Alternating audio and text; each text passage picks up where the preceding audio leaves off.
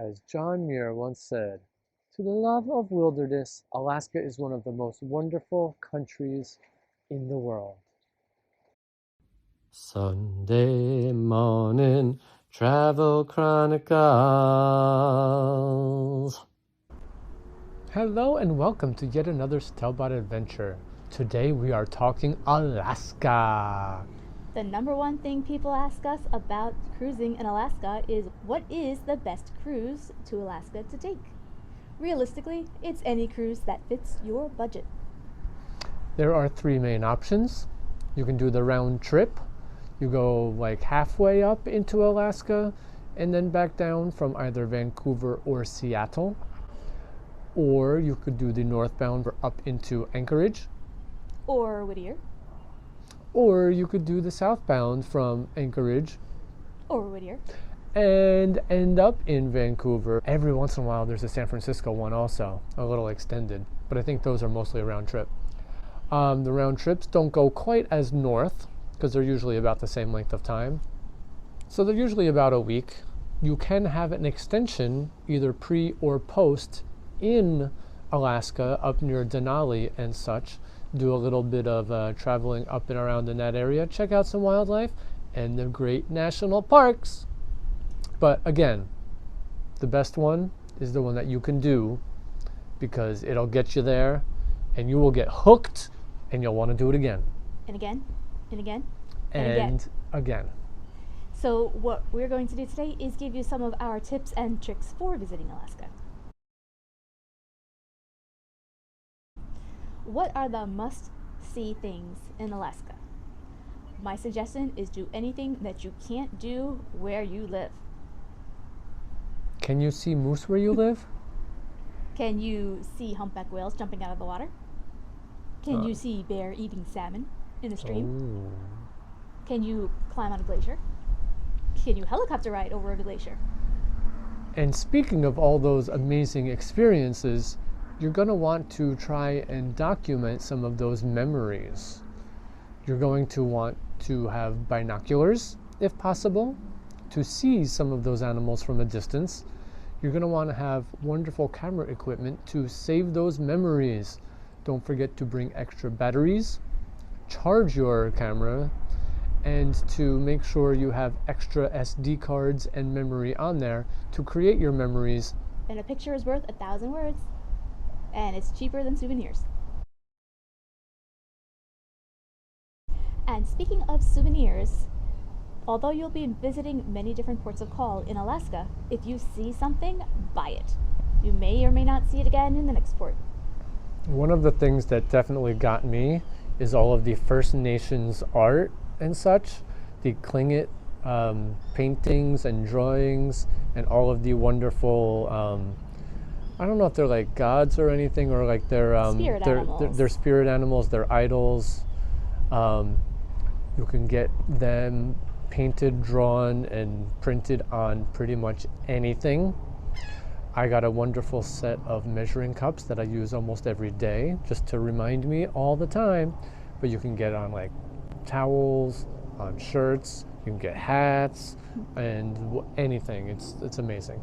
And also you can get Alaska themed shirts, hats, scarves, t-shirts, fleece blankets, you name it.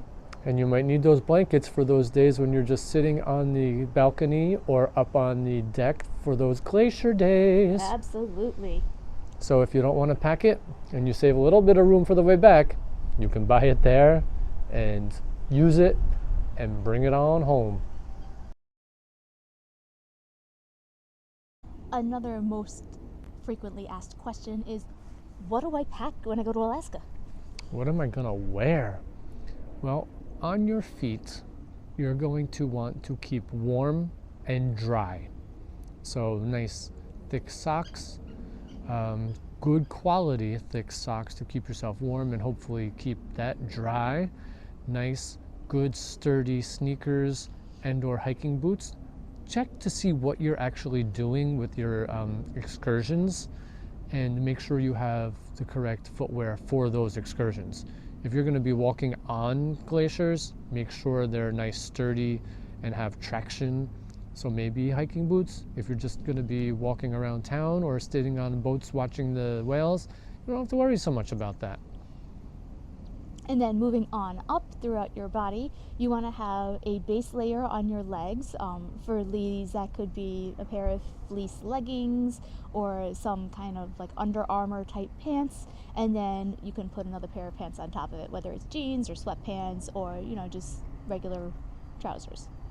And it might be a good idea to have rain pants, because it is going to rain probably at least a couple of days while you're up there, depending on the time of the year, but definitely count on rain, and that'll keep those layers underneath dry and better in case you want to use them again and don't want to use the laundry on board the ship.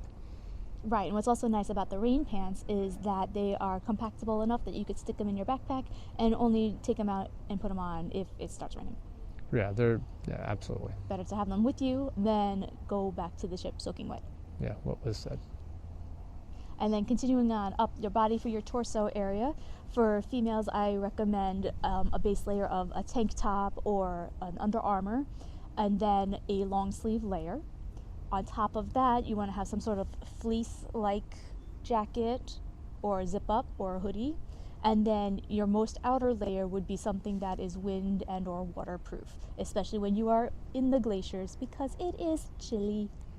Yeah, there'll be times when you're just walking along the town that you might get lucky. It'll be 70 degrees, so you might just need a t-shirt. But then, if you go like into the glacier or somewhere else, or climb up in one of the like gondolas or something up to the top of a mountain nearby, it's going to be cold. So have those layers. We would also recommend bringing a backpack so you could keep layers with you. You may not need them at the beginning of the excursion, but you may need them in the middle. Or vice versa. You can start out with all of your layers on and then get warmer as you progressively get throughout your hike. I tend to like wearing the biggest layers on the plane because I tend to be cold anyway. So all my jackets and some of those extra things don't have to be packed because I'm going to wear them on the plane. And I do kind of like the idea of the biggest shoes. I will wear those on the plane as well. It might not be the most comfortable on the plane, but you know what? I can deal with that for a couple hours and save space in my luggage. For more souvenirs, for me. For more souvenirs for Liz. And then, of course, on your head, you want to have some sort of beanie or hat, especially on those chilly days. Oh, I don't know where we could possibly find any such thing. Also, if your ears get cold, maybe some earmuffs, a scarf if you are really into scarves for that. Make sure that you have a hood on your outer layer, whether it's your rain jacket or your hoodie or your windbreaker. Yeah, if you're not a big fan of hats, you could just have a hood, and just putting that on can make you feel so much warmer just by not letting all the heat escape out of your head, especially if someone like me who doesn't have much hair up there to keep it in. I also recommend bringing some sort of baseball cap, especially when it's a rainy day, because the water can just go straight off the baseball cap and not drip down into your face. Right. And maybe not your favorite baseball cap, maybe not the best quality of baseball caps, because if it's going to be used for that purpose, I think you get the idea. And you don't really have to worry about bringing 7 different outfits. The main thing is that you're going to be interchanging all of your layers, so you really just need enough of your under layers, your undergarments for the length of your trip. The secondary layers like the hoodie, the fleece jacket, those can be worn again and again, and trust me, nobody's going to make any comments that you're wearing the same fleece 2 days, 3 days in a row.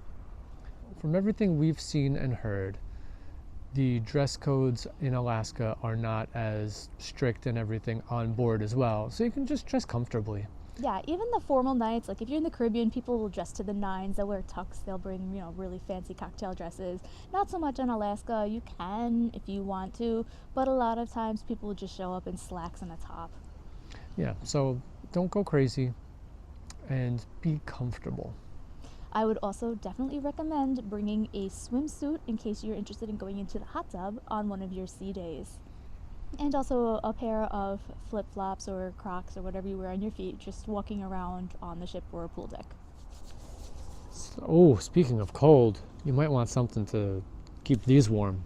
So gloves, hand warmers, any such thing as that. Because you might not want to keep them in your pockets the whole time, because you might need those binoculars, you might need those cameras, you might need all of that equipment. So nice gloves are a good idea. And complete opposite of that, bring a pair of shorts, just one pair, and a t-shirt, because you may have a day that's 70, 75 degrees, 80 degrees even, or you can even use that outfit if you are one of those people who like to work out on your cruise. Just a couple of extra tidbits of... Timbits? Tidbits. Just a couple of extra tips of what else to bring on your Alaska cruise. Extra things to bring along that you're not gonna wear. If you're prone to seasickness, bring some seasickness medication. It will stay lighter later, especially in the middle of the summer. So binder clips for the drapes or curtains over the balcony and such, good idea, because that'll keep it nice and tight so you ain't woken up at midnight with a bright sun. I said that so slowly and weirdly, but that's okay. Also, anything small, your medication, you want to make sure you bring extras of travel Tylenol or Advil, tissues. Your nose may start running when you're outside. Any vitamins or regular type things you take, make sure you have extra, and try and keep that with you right as you board. Don't just put that in the big bag that they take, but keep it in your backpack or your personal item, however you walk on the ship. And speaking of bags, it doesn't hurt to bring a Ziploc bag or some sort of small dry bag to keep your phone, your money dry, whether it's raining or if you're out on a boat. Yes, absolutely. I also always bring a reusable water bottle. I usually just drink water the whole cruise, so I will just have my water bottle, refill it in the buffet, use my glass of water at dinner to refill it anytime, and then just carry it around with me 24/7. So I always have water, especially bring it on those excursions. You're going to need it, especially if you're doing a longer hike. So yes, absolutely. Water bottle, big must in my opinion. And something to think about is purchasing a mug as one of your souvenirs, something that is Alaska themed, because then you can bring it around on your ship with your hot chocolate, your tea, your coffee, and it's a little something extra to keep you warm on those sea days and glacier viewing days. And then you go home and you have a souvenir to remember Alaska by. Yeah, most of the time in the buffets they have that hot beverage the hot beverage station where you can make your own tea, hot chocolate. So you could definitely use one of those Tervis type mugs, the hot beverage mugs. Yeah, use one of those hot beverage mugs. And if you get a themed Alaska themed one or ship themed one, all the better.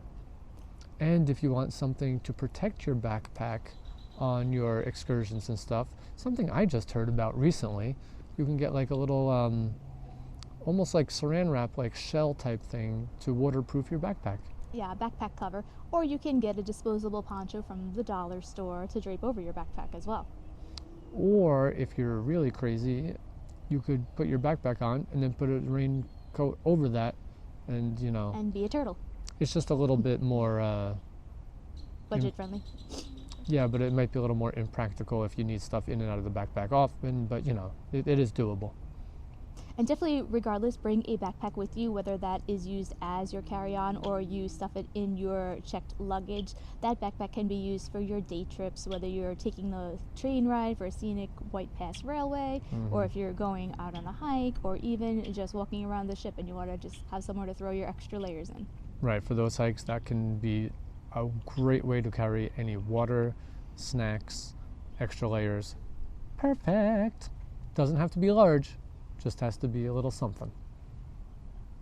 Well, that's all of our tips for today. If we're forgetting anything, please leave a comment below letting us know what other tips you would have for traveling to Alaska. Moose! Moose! Please subscribe to our channel if you have not already. Why have you not? If you enjoyed coming along with us today on our Sunday morning Travel Chronicles, give this video a thumbs up. And we'll see you on the next adventure in Alaska. ba da da ba da bow.